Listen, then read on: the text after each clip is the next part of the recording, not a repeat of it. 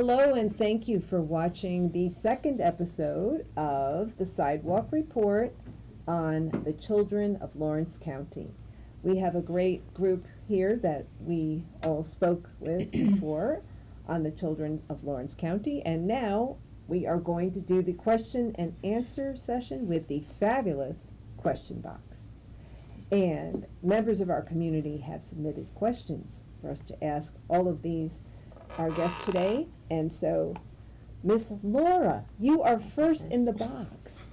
It says, what grades of children, in other words, age grade, what grade of children do you serve, and what services are provided for those children?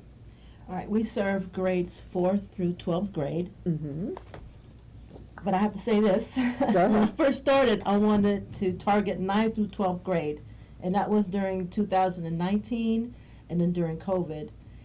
But there was a greater need, so we took it down to 6th graders. And then there was another need, so we took it down to 4th graders. And it's mostly literacy and math. And in 2020, it seemed like those who were having problems academic-wise were the ones who were, who had to be not homeschooled, but they had to be it was online learning, when they had to go through, I don't remember what that's called, but anyway, they had to go through online learning, so they were having difficulties because they were social, they were social birds, socialites. So it was difficult for them. So that's how we identified the need all the way down to 4th grade. And as far as our services are concerned, as I stated earlier, we do a lot of tutoring, and we also had GED at one point, and we still do. So if anyone is interested in going through the modules of GED, we can help you with that, and we pair up with LCAP, and they'll schedule a testing session for you to take a module. And anyway, like I was saying, in education, we do tutoring, music, the arts, and employment. We do mock interviews. We have a program called GEM, which is Job, Employment, and Money, and add the S to that, and saving. And it helps with different things within finances. We show them how to write a check. They don't even know how to autograph, their checks because they don't know cursive. So that's another thing that we teach. We teach them how to do cursive. We teach them how to do time. Kids don't know how to tell time, believe it or not, but we take it a step further. We teach them military time because I'm a military person. So there's a different variety of things. So we basically identify the need of the child, and we address that need. And if we cannot help that child based on their need, then we'll reach out to another agency like Cray or the Y or even Mary now. So if we can't help that child, we will definitely reach out to somebody else. One thing that really impressed me about your organization when I interviewed you before is Game Changer will have children here sometimes to 8 o'clock at night, and that really does fill in a lot of the gaps that the community has. I mean, because the after-school program and stuff that you have at Game Changer, it really helps with some of the parents who are getting off work a little bit later because they work in retail and stuff like that. The time is from 5 to 8, and that's Monday, Tuesdays, and Wednesdays, 5 to 8. Yeah, I was very impressed with that because I know not every place does that. So Game Changer really does fill the gaps there and fill a need in the community with that. So now I am going a little further. May I move on to Miss Allison? Sure. Okay. So I have a question here for Cray. What are the benefits of volunteering in a structured program like one-to-one or compeer instead of just developing a friendship with a child you already know? So that's a good question. There's two sides to this. There's for the family that's enrolling their child, because we firmly believe our families are our number one partner.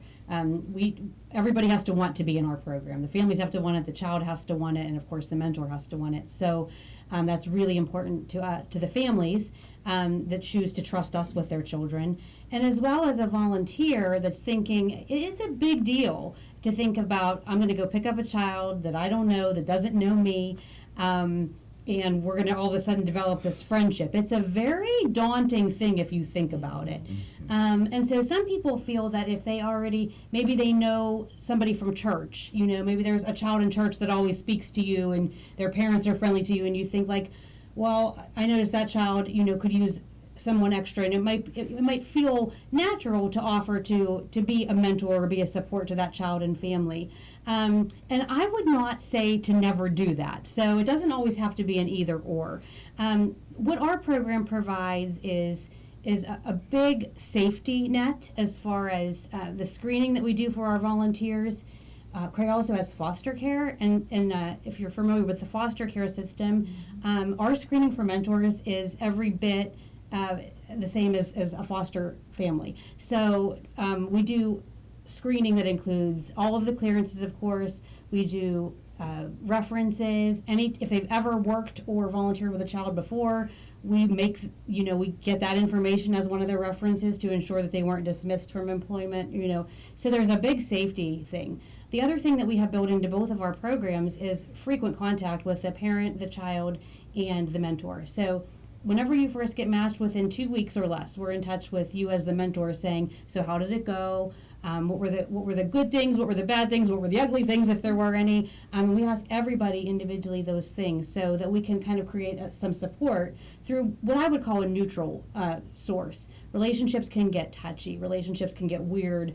A child says something that the volunteer finds offensive, and the volunteer is like, I don't know if I want to be with this child anymore because I don't like that language. So that's what we're here for. We're here to call the child and say, hey, Miss Mary said that you had some colorful words to share with her last time you were together. Can we talk about why that's not okay? And so we get to know these children before you as a mentor would. So we have activities with our waiting kids. We've interviewed them just like we would interview you as a mentor. So we kind of know them and develop a relationship before you as the mentor do. So we're able to know who we can kind of joke around with and who we have to be real firm with and kind of be that go-between. So I think that that's a really big benefit in addition to the obvious safety. If I'm a parent trusting a stranger with my child, I feel better knowing that there have been a lot of safety things taken into account. And as a mentor, I also feel more comfortable knowing that the child and family have also been screened. So we're not going to send a mentor into a place where they are unsafe, where the child might have behaviors that are beyond what a mentor should have to handle.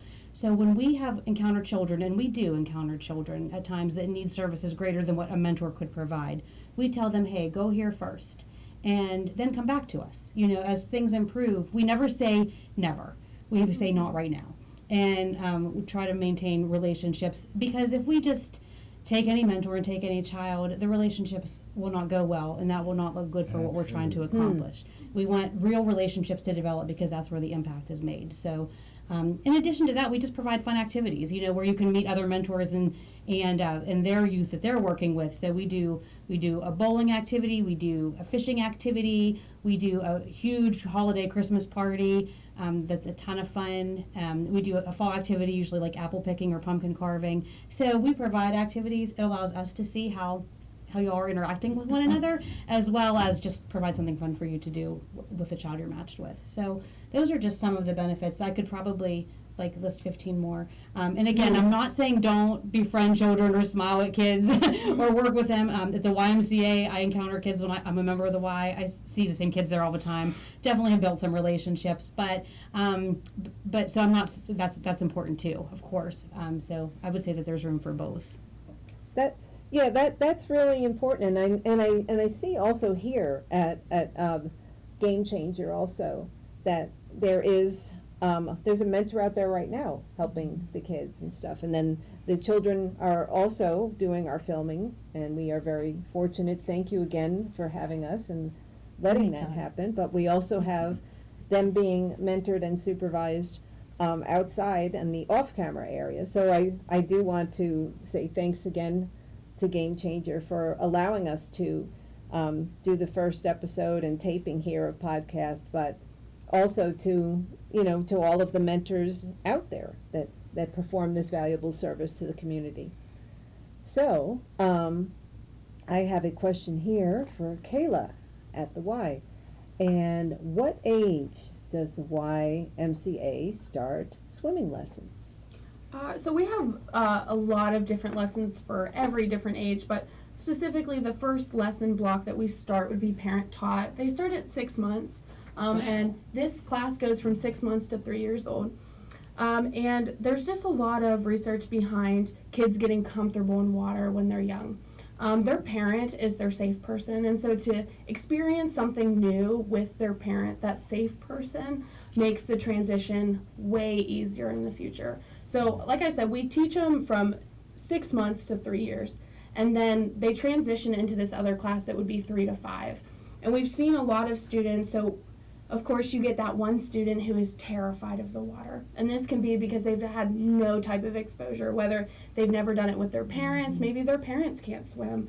There's so many different things, but when we see a student that has done that parent-taught class, they just get in the water and they just start having fun. They start splashing around naturally. They start blowing bubbles, things like that. These are because they've already done that scary part, right? They've already done it for the first time, but they've done it with their trusted person. And so that's why we start so young. There's other programs that start younger than us. But we at the Y think 6 months is probably the best. These are the times that they're developing those skills. They're starting to splash. They're still in their giggly phases. And this is also developing the bond between mom and dad, between parent and kid. Yeah, between parent and child. And it just kind of helps them, again, because it was their safe person that first introduced them to that. It's just such a smoother transition, because sometimes we do see kids that they will not get in the water to a swim instructor because they don't know that swim instructor, and it's very hard for them if they don't know the swim instructor and they've never had water. So when you can do it with your parent first, that's always the best option, and it always just kind of makes that transition a little smoother. Now, that is not to say we give up on a kid. At any age, you can join and jump into swim lessons. We have private lessons, things like that too. But I always just like to say the earlier you can get your child involved in swimming and acclimating them in water, really the better. Just, you know, we live in Pennsylvania and we do have creeks and ponds and things like that. And so it's a really big safety thing to help kids stay safe even when they're exploring the world. Yeah, I remember when I met you and we were talking about there's creeks, there's ponds, there's rivers, there's water all around here in Pennsylvania. We're landlocked. However, you know, that doesn't mean that we shouldn't know water safety, because there is so much water around. I have a second question here. What kind of activities does the YMCA have for kids this summer? We have a lot of different stuff happening this summer. Our first big one is YMCA Day Camp. We do that. Their theme this year is around the world. So they're going to be traveling to different places and trying different cultures and experiencing these different cultures. And I just think that's a really cool thing, especially for little kids, to get to experience something that is, again, bigger than them. I think that is such a special thing. But those dates are in June and they go all the way through August. We have big packets at the Y that you can come in and you can fill them out and enroll your kid into a day camp. We also have our normal daycare facility that's running. One of the big things that kind of goes with the other question a little bit is we have a Learn to Swim program, and these are for kids in underserved areas. These are kids that maybe wouldn't have the opportunity to get water acclimation or have the opportunity to maybe take a private swim lesson, but we bring them to the Y for June and July.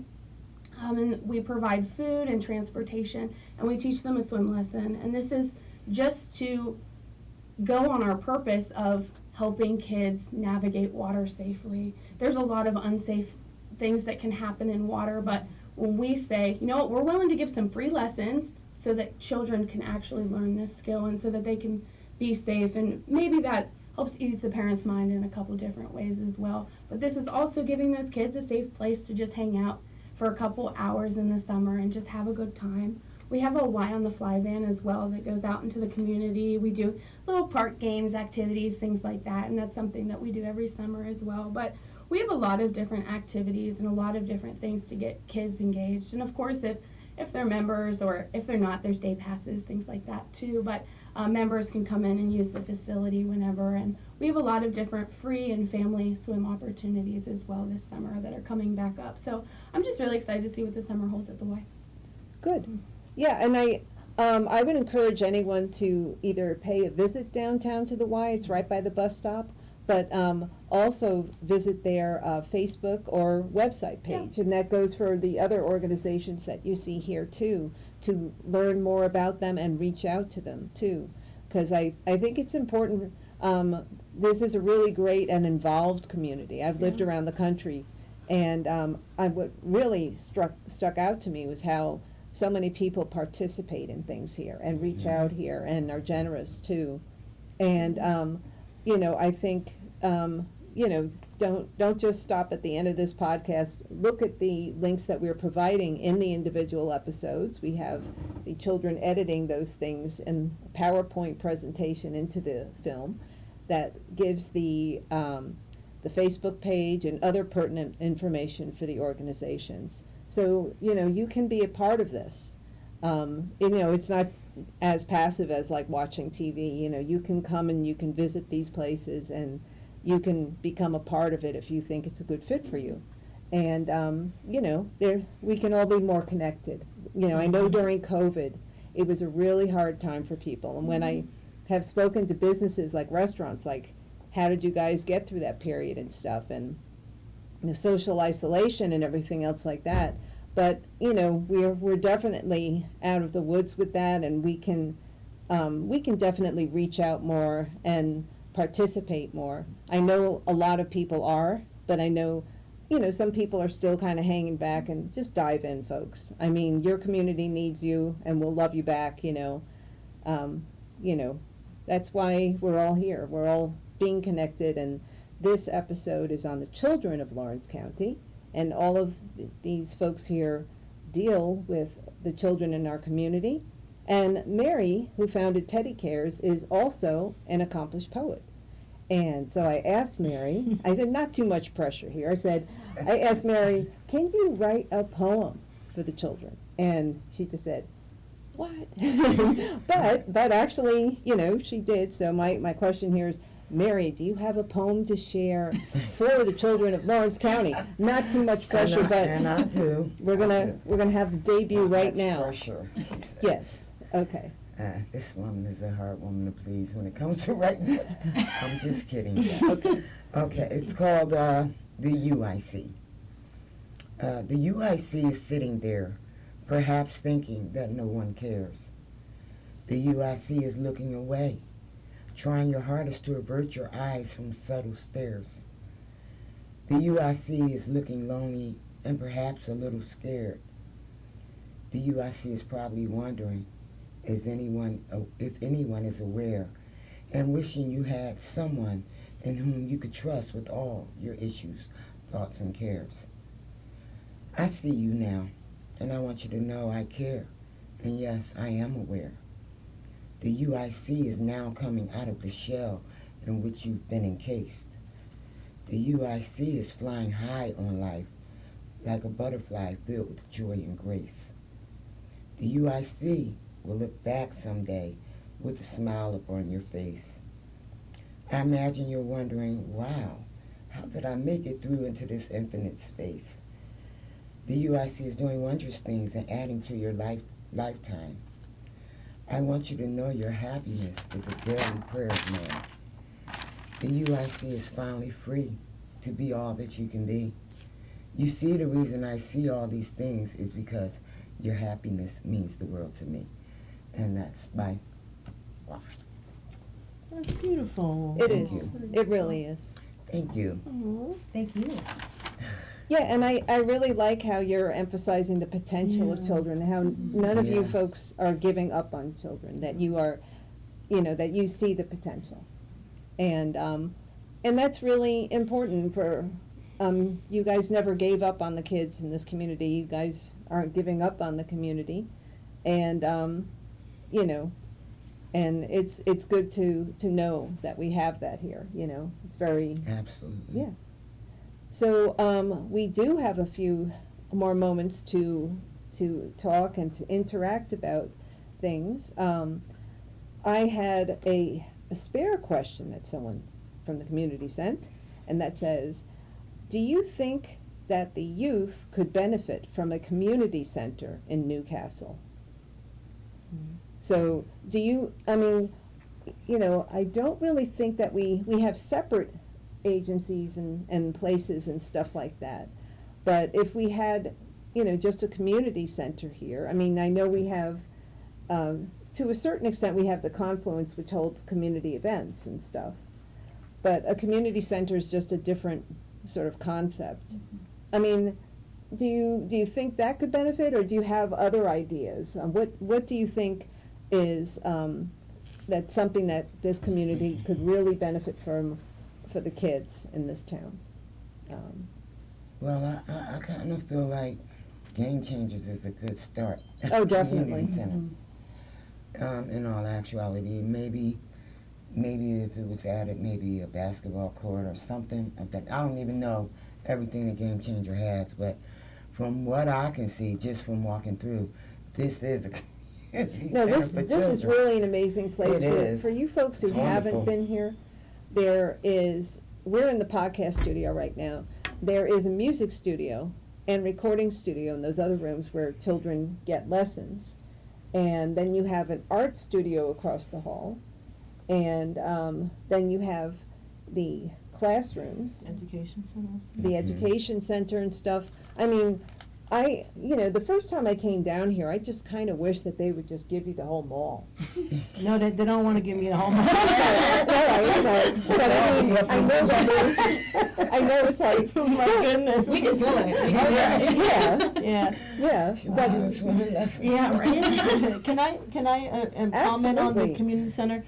My vision for a community center is Mhm. for, like, to have a basketball court and maybe, I don't know, to have skating in there as well, and music opportunity, art opportunities. But anyway, a place where the community can come, and it's basically designed for kids. But in that space, you have to have things that could help kids as well. Game Changer.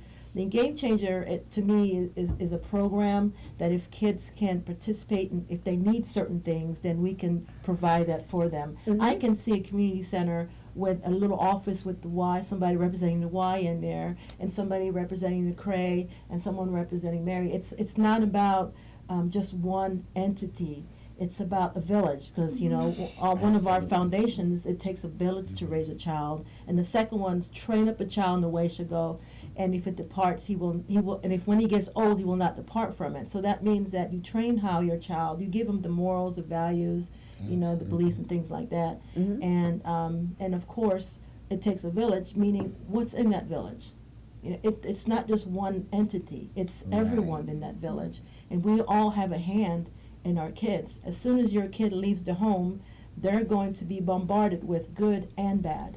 Yes. You know, so their foundation is important. What are you Yes. teaching your child? And then when they come here, when they go into the Cray, when they go into the Y and Mary space, they're going to be safe. They're going to be loved. They're going to be taught things that could benefit them, could address their needs. Absolutely. Yeah. Somewhere where they're safe at all Yeah. times. I totally understand what you're saying there. No, I sort of find the YMCA to be the closest thing that we have to a community center. Yeah. There's a barrier though as far as people that need access to the Y to be able to get there transportation wise. And this is not. I love the Y. That's what I was. So the Y to me, like when I envision a community center, it's right in the middle of everything. I mean the Y zone isn't, but the downtown Y branch is right in the middle of everything. You know, there's all kinds of things to do there, structured and unstructured, safe places to be. Like, I feel like that's a really good starting point. I think that when you live in a community like ours that is sort of like, it's a little city surrounded by rural areas, transportation certainly becomes a barrier, and finances become a barrier. And so I think, you know, the Y does offer, I'm not talking about the Y, but I know that because my kids from my program benefit greatly from the Y Scholarship Fund, where, you know, children and families can apply for a scholarship, and they're very generous with their scholarships, particularly youth scholarships. So I feel like they usually try to make a way for someone that really wants to join. Absolutely. But I don't know that the general public knows that or sees that. Mm. So but like to me, when you say community center, like I think of the Y. Like I think of like what you're doing here with, I guess, yeah, we need them all. You You need the combination of everything. We Yeah. do, because you were saying about, sometimes the price can be, finances can be a barrier, and there's red tape and there's bureaucracy, different things that limit people from being able to access them services, like you were saying. But I also feel like grassroots wise, like we really need to dig in. Is what I'm trying to say. Because, there are children that are in the rear view, you understand, that are not getting attention and not getting to these services, and whose parents, families don't have the wherewithal to know how to access the services. Some people can't fill out paperwork. It's sad to say, but this is true. Some people don't know of the programs that are available to them. So, like you were saying, if we could get it all together, a village to raise one child, absolutely. And it would be free to kids. I would have to insist on that. Yeah. A community center for kids, it has to be free for kids. And of course, we'll have to have something for adults, of course, but they have to pay. So. And it's a community center, and so you It's have to community have center, adults. right. If you just have all the kids in the community come to one location and you don't have caring adults that Right. are paying attention, Right. I mean, that can get out of control Right, real of quick. So course. you really need the actual Absolutely. That's where community. mentors would be. Yeah, Absolutely. yeah. You need adults Mhm. to be a part of the community too, not Absolutely. just a place where kids can go. In my opinion, so it would be everybody. I really like the idea that you said, though, to incorporate like Cray and Yes, the Y absolutely. and everyone together, because I think about Yes.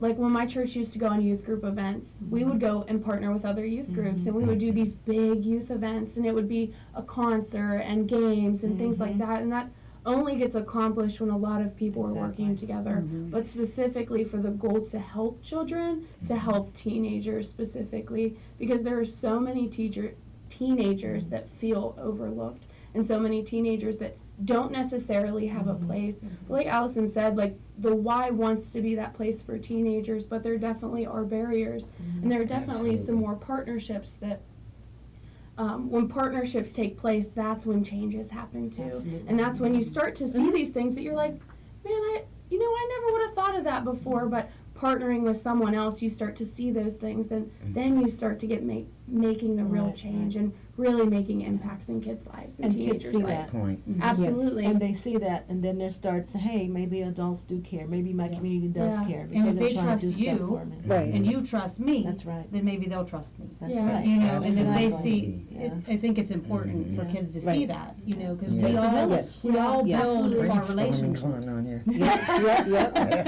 Oh, brainstorming. That's right. We were told 5 minutes.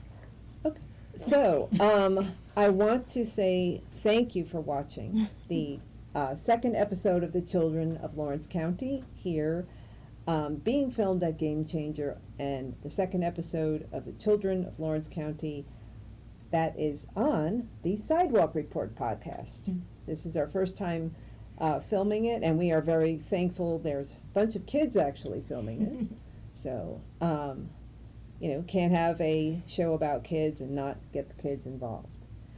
Episode 3 is coming soon, so definitely stay tuned and watch that, and keep the dialogue going, and come and visit these places and come be part of the solution.